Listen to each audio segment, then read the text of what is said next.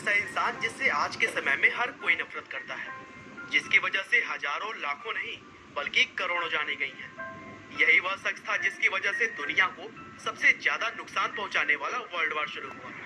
तानाशाह हिटलर के नाम का खौफ इतना ज्यादा था कि न केवल जर्मनी के लोग बल्कि पूरी दुनिया ही उसके नाम से कांपती थी। लेकिन दोस्तों, आज के समय में जिस हिटलर से पूरी दुनिया नफरत करती है, वह अपने समय में बहुत ही प्रभावशाली नेता था। उसके स्पीच में इतना दम हुआ करता था कि वह बड़ी ही आसानी से लोगों को इन्फ्लुएंस कर लेता, और यही वजह बनी कि वह इतनी बड़ी नाजी सेना बनाने में भी कामयाब रहा। और दोस्तों, एक समय पर पादरी बनने की चाह रखने वाला हिटलर कैसे बना दुनिया का सबसे बड़ा तानाशाह, चलिए हम जानते हैं। तो दोस्तों, इस कहानी की शुरुआत होती है 20 अप्रैल 1889 से, जब ऑस्ट्रिया के ब्रोनो एम इन नाम की जगह पर एडोल्फ हिटलर का जन्म हुआ। उनके पिता का नाम एलोइस हिटलर और माँ का नाम क्लारा पोलजल था। और दोस्तों, हिटलर की माँ क्लारा एलोइस हिटलर की तीसरी पत्नी थी और हिटलर अपनी माँ के चौथी संतान।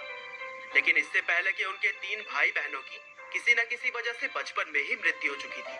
अब चूंकि हिटलर एकमात्र जीवित बच्चे थे, इसीलिए वे अपनी माँ के बहुत ही चहेते थे। हिटलर का शुरुआती जीवन बहुत ही उथल पुथल रहा।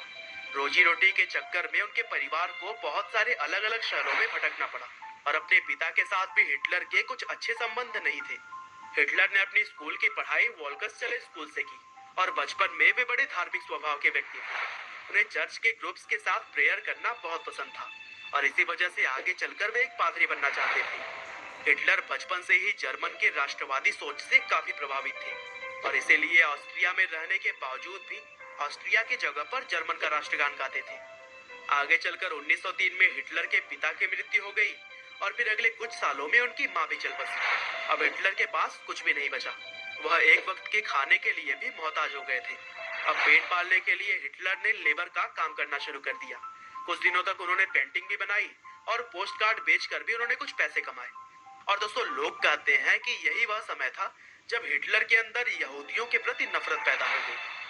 1913 में हिटलर जर्मनी के शहर म्यूनिक शिफ्ट हो गए, और वहां पर उन्होंने जर्मन आर्मी ज्वाइन करने के लिए अप्लाई किया, और फिर 1914 में उनके एप्लीकेशन को एक्सेप्ट भी कर लिया गया। अब चूंकि जर्मन राष्ट्रवाद पहले से ही उन्हें पसंद थी, इसीलिए उन्होंने जर्मनी के लिए युद्ध में भी बहुत ही अच्छा काम किया, और उनके परफॉर्मेंस को देखते हुए उन्हें कई सारे अवार्ड भी मिले। लेकिन आगे चलकर पहले वर्ल्ड वार में जर्मन आर्मी के सरेंडर से उन्हें काफी दुख हुआ, और इसके लिए उन्होंने जर्मन के नेताओं को जिम्मेदार ठहराया। आगे चलकर 1919 में हिटलर ने डीएपी नाम की पार्टी ज्वाइन कर ली, जो कि जर्मन वर्कर्स की पार्टी थी, और इस पार्टी के लोग यहूदियों के पूरी तरह से विरोधी थे। और दोस्तों, कहते हैं कि यहूदियों के प्रति हिटलर की जो नफरत थी, वह डीएपी ज्वाइन करने के बाद और भी प्रबल हो गई। आगे चलकर डीएपी पार्टी का नाम बदलकर नाजी कर दिया गया, और हिटलर बहुत ही कम समय में यहूदियों के अगेंस्ट भाषण देकर काफी लोकप्रिय हो गए। वर्ल्ड वार के बाद से उस समय जर्मन की आर्थिक स्थिति भी कुछ अच्छी नहीं थी, और उसको सुधारने की बातें करके वह लोगों में लोकप्रिय बनते जा रहे थे। इसी लोकप्रियता को देखते हुए उन्हें 1921 में नाजी पार्टी का चेयरमैन बना दिया गया। पहले विश्व युद्ध तक जिसे कोई भी नहीं जानता था, वह हिटलर अब काफी लोकप्रिय हो चुका था।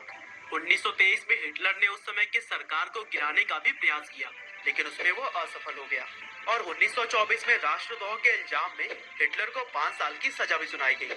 हालांकि 13 महीने ही उन्हें जेल में रखा गया, और इसी बीच उन्होंने मीन कैंप नाम की एक किताब लिखी। हिटलर के जेल से छूटने के बाद जर्मनी की आर्थिक स्थिति थोड़ी बेहतर हो चुकी थी, और इसीलिए अब हिटलर को कुछ ऐसा करना था जिससे कि वह लोगों की नजरों में एक बार फिर से आ सके। और यह मौका मिला उनको 1929 में, जब जर्मन स्टॉक मार्केट बुरी तरह से नीचे आ चुका था।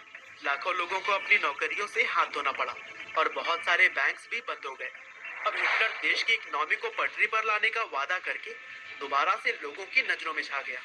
हिटलर जिस सियासी जमीन की तलाश कर रहा था, वह अब उसको मिल चुकी थी। हिटलर ने 1932 में राष्ट्रपति का चुनाव लड़ा, लेकिन एक बार फिर से उसे निराशा हाथ लगी। हालांकि अगले साल 1933 में वह जर्मन के चांसलर का चुनाव जीत गया, और बस फिर क्या था, ताकत आते ही उसने अपने असली रंग दिखाने शुरू कर दिए।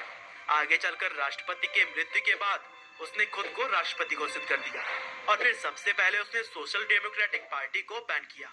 और फिर इसके बाद से ही यहूदियों के मृत्यु का जो सिलसिला शुरू हुआ, उसने सबको दहला कर रख दिया। राष्ट्रपति बनने के बाद हिटलर ने अपनी सैनिकों की ताकत बढ़ाने पर काम शुरू किया, और 1939 आते आते इस जिद्दी तानाशाह ने अपने पड़ोसी देशों पर हमला कर दिया और इस तरह से दूसरा वर्ल्ड वार शुरू हो गया, जिसमें कि एक के बाद एक कुल 30 देशों ने हिस्सा लिया और कहा जाता है कि इसमें करोड़ों लोगों की जान चली गई। शुरुआती समय में हिटलर की नाजी आर्मी को तो जीत मिली, लेकिन जैसे जैसे समय बीतता गया उसकी ताकत कम होने लगी और हिटलर को भी शायद इस बात का एहसास होने लगा था। 29 अप्रैल 1945 को हिटलर ने ईवा ब्राउन नाम की लड़की के साथ तीसरी शादी की और फिर शादी के अगले ही दिन हिटलर अपनी हार को भांप गया था। दूसरी सेनाएं उसके बहुत ही पास पहुंच चुकी थी और इसीलिए तानाशाह हिटलर ने खुद को गोली मार ली और उनकी तीसरी पत्नी ईवा ब्राउन ने भी अपनी जान दे दी। और दोस्तों, हिटलर की आत्महत्या के बाद से दूसरा विश्व युद्ध भी खत्म हो गया। कहते हैं कि आदमी कर्म से बड़ा होता है, लेकिन हिटलर के कर्मों की वजह से दुनिया में उसको 20वीं सदी का सबसे बुरा व्यक्ति माना जाता है। तो दोस्तों, यह थी कहानी दुनिया के सबसे बड़े तानाशाह हिटलर की।